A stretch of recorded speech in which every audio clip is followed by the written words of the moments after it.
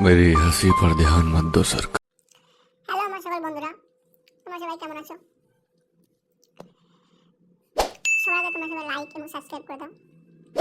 তোমরা সবচেয়ে ক্রয় মূল্য থেকে এবং বিক্রয় মূল্য থেকে অঙ্ক দিয়েছে, এসব অঙ্কটা বেশিরভাগ পরীক্ষায় এক্সামে এসে থাকে। এবং কি বলছে, এক ব্যক্তি 5% লাভে একটি রেডিও বিক্রয় করে, আরো 24 টাকা বেশি মূল্যে রেডিওটি বিক্রয় করলে 8% লাভ হতো। এর ক্রয় মূল্য কত? ক্রয় মূল্য 100, 5% লাভে 100 5% লাভ হলে কত হয়? 105। তারপরে কি বলেছে, বিক্রয় করলে আরো 24 টাকা বেশি মূল্যে রেডিওটি বিক্রয় করলে 8% লাভ হতো।